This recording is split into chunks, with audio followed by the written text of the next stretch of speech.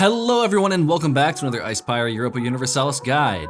This video guide will be the first installment of 3 that cover a rather concise, step-by-step process on how to achieve a world conquest as the Timurid Mughals.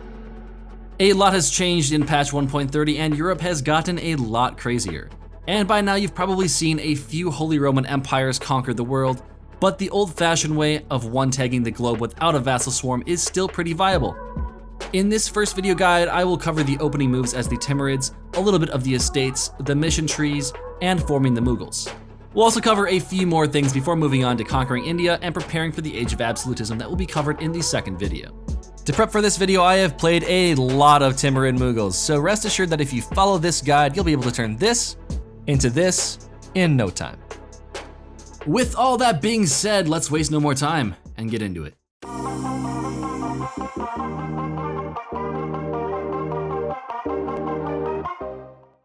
The Timurids are undoubtedly a very strong nation in EU4, arguably one of the absolute strongest at the start of the game. Their ideas are fantastic and they are able to form the Mughals rather quickly, which have even better ideas for world conquest. The reason that a lot of people are put off by the Timurids is that their start is rather difficult if you don't know exactly what you're doing. The Timurids are a very interesting starting position in 1444. Their starting territory has decreased over the years and patches, and though they retain their cores on the land, it has been divided amongst their 5 subjects. They start with vassals of Fars, Afghanistan, Transoxiana, Khorasan, and Sistan. And the only thing holding these vassals and the Timurids together is their last great Timurid leader, Shah Rukh Timurid. Whilst he lives, the Timurids have a minus 50% liberty desire of their subjects, and his early death can lead to the Timurid downfall. What I mean by this is there is an event in the game called a Gathering Storm. If Shah Rukh dies too early, your subjects will become disloyal and might actually revolt against you. Shah Rukh starts at the ripe old age of 67, which is rather old for that time period. That means that each year Shah Rukh lives, he has a 7.7% chance of dying until he hits the age of 71.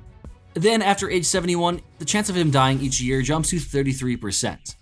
He'll likely live 2 to 4 years, so you have exactly that long to solidify your power over your vassals, and if you're lucky, you'll be able to integrate them before his death.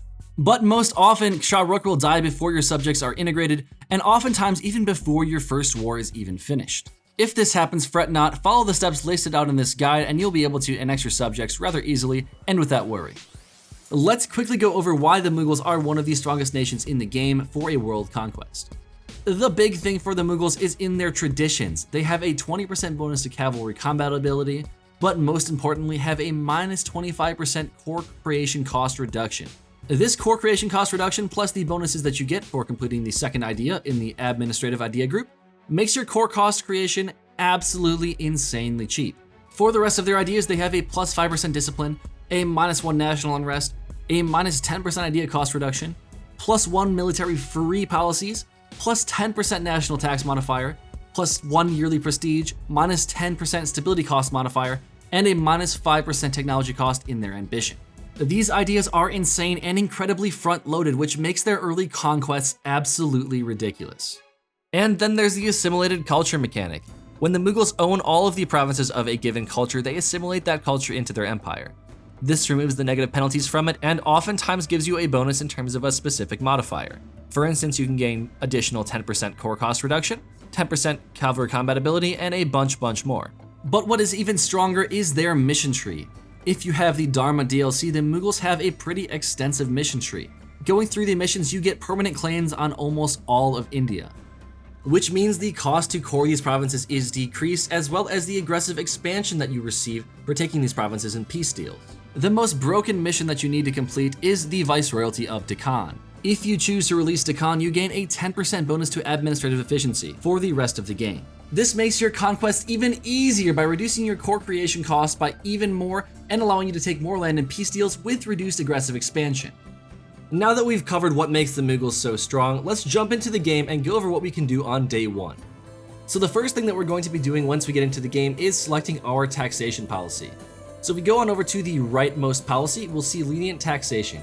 What this does is it gives us a minus 15% liberty desire from subjects and an additional 1 diplo reputation. This makes our subjects even less likely to rebel, and if Shah Rukh dies early, they will be less likely to seek support of independence. Next, we'll go over to our decisions and select all 3 of the options that are available to us. This moves us over an additional 20 points towards legalism, and legalism is a better path to follow than mysticism in most scenarios. You're going to want to be taking legalism clicks throughout the game to try and stay as high as possible. Next, we'll take a look at our economy. We'll slide the rooting out corruption slider all the way up and see that we're making about 5 ducats per month from collecting in the Persia trade node. This means we can afford to hire 3 level 1 advisors relatively easily. Ideally, you want to have a Morale of Armies advisor, a Diplorep advisor or Improved Relations advisor, and a Tax Modifier or Stability Cost Modifier advisor for your admin slot. Since the death of your ruler is imminent, we're going to be stabbing up relatively shortly after starting the game. Also, if you're willing to be a little more spendy, the Timurids always start with these 2 half-cost advisors.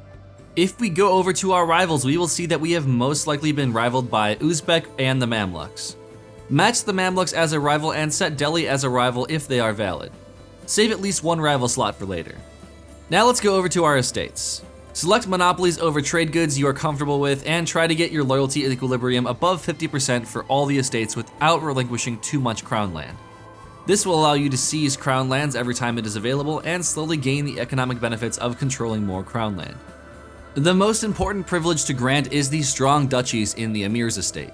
This gives you diplomatic relations +2 and a decreased liberty desire in subjects of 10%. This reduction is incredibly important for if Shah Rukh dies early, and it allows you to take a few extra alliances without filling up your Diplo slots. Additionally, clicking this button will complete the Timurid leadership mission, granting you 60 military power and 10 prestige. Now select a mission from your estates that you can complete rather easily, boosting their loyalty, and then seize their crown lands. Make sure that you keep seizing crown lands periodically throughout the run, keeping in mind that dropping below loyalty thresholds will incur penalties to tech cost, manpower recovery, and a bunch of other important modifiers. Additionally, dropping below 30% loyalty for any estate will spawn rebels, so don't forget to select and complete the missions for additional estate benefits. As a final note on estates, make sure not to select increased levies until after you have completed the Prepare for War mission. Since this will increase your maximum manpower and though it will increase your base replenishment, it makes the mission much harder to get. Unless you can revoke it after 10 years, it is much easier to hire a manpower advisor and fire him to get the mission the quickest. Now that we've gained some ducats from granting monopolies, we can go ahead and hire some mercenaries. Go ahead and hire the Free Company of 9 regiments in a province bordering Ajam.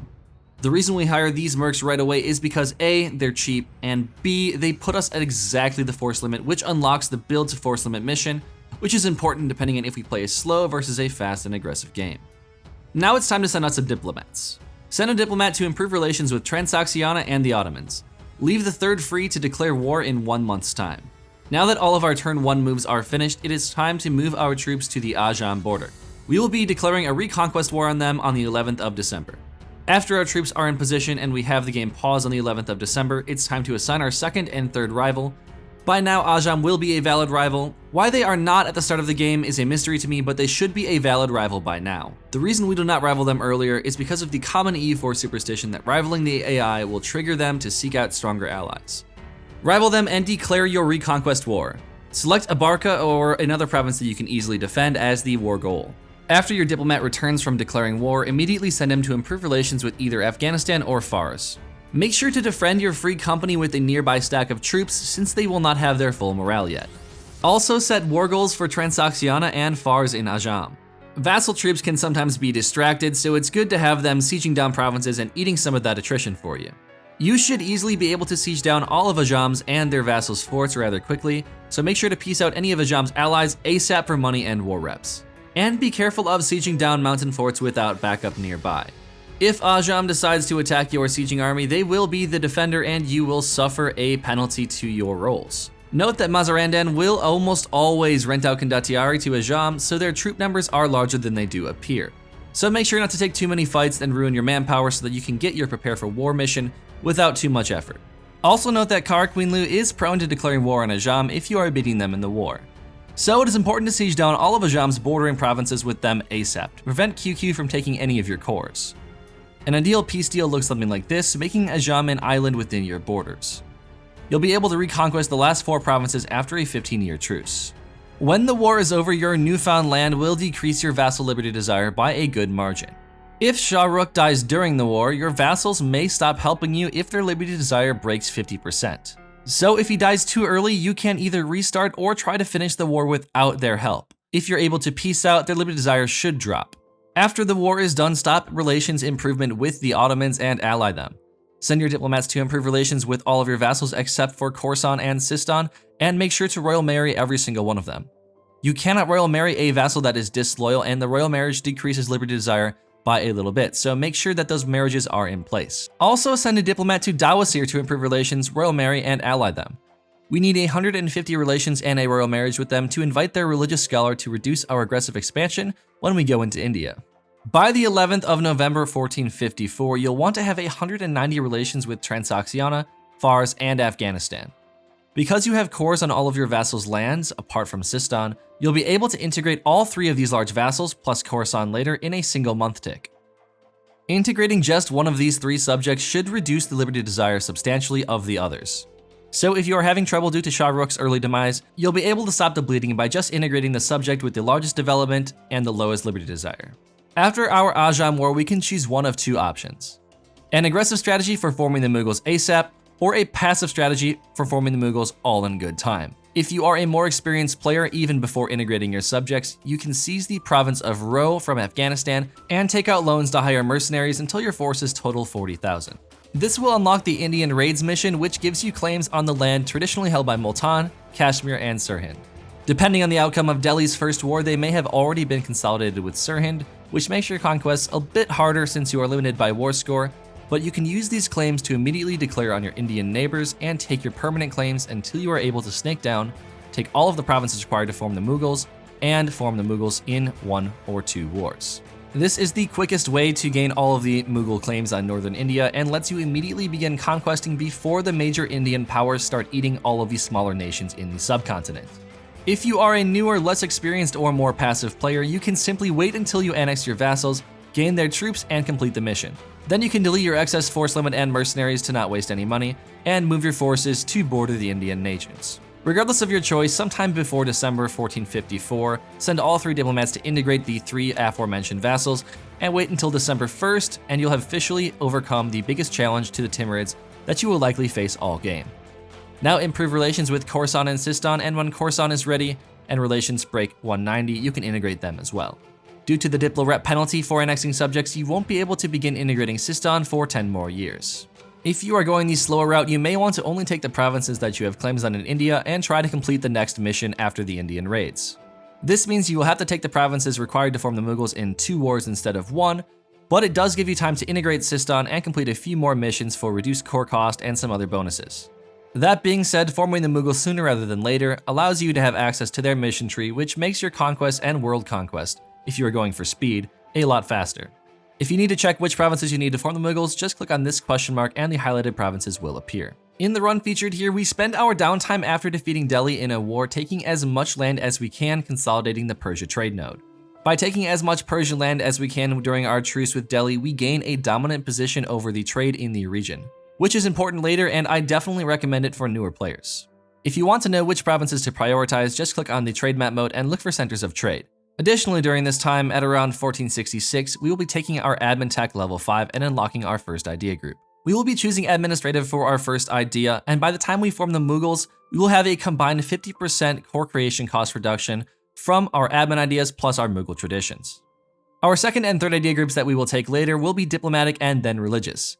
Diplomatic is great to increase the amount of land that we can take in peace deals, and religious will provide us with a great casus belli to help our conquest until we can get imperialism in the 1700s. After we take some more Persian land within reason, only taking claims we fabricated, our truce with Delhi should be up.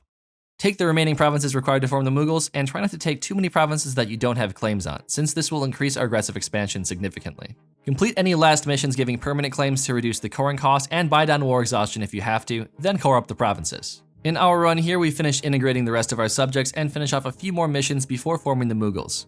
By completing this mission, we gain a further 20% core cost reduction for several years, which helps us with our early conquest of India substantially. At some point before we finish coring up Delhi and click the button to form the Mughals, regardless of if you want aggressive or passive in your expansion, you can complete the mission Expand the Timurids for a reduced development cost in Herat and a bonus 3 development. By now, the Renaissance has spawned and the tech penalty has been stacking. If you went the passive route like I did, it is best to take the aforementioned mission and then enable the Encouraged Development State Edict in your capital. Also take this privilege from the merchant guilds for an additional reduction to your development cost. Now develop the institution in Herat and then buy it for about 500 ducats. If you form the Mughals early and aggressively, you'll be better off increasing the level of the market town in Delhi and force spawning the institution in your new capital. If you went passive, you'll spawn the colonialism institution in Delhi later down the road in 1500.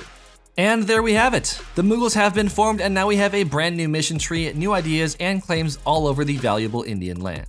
That concludes the first segment of this World Conquest Guide.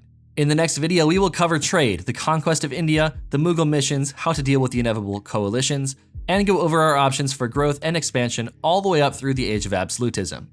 So if you liked this guide to the Timurid Mughals opening moves, give a big like to the video and comment down below. The next segment of this video guide will be out in a week if it isn't out already, so make sure to be subscribed down below and hit that bell icon to be notified when I drop the video. Otherwise, part 2 will be linked at the top of the screen here at the card shown and in the description below. Alongside releasing these videos, I'm also releasing my Patreon, so if you want to support this channel, the best way to do it is through Patreon. Your generosity and support will greatly affect the quality of the content that I put out and how frequently I can put out videos like this. I'm also excited to announce that we have officially launched our merch store. The QB character is available in 6 different emotions on a variety of apparel, so go ahead and check that out as well. The link for that, as well as everything else, will be in the description below. I want to thank you for watching another Icepire EU4 guide, and as always, I'll see you next time.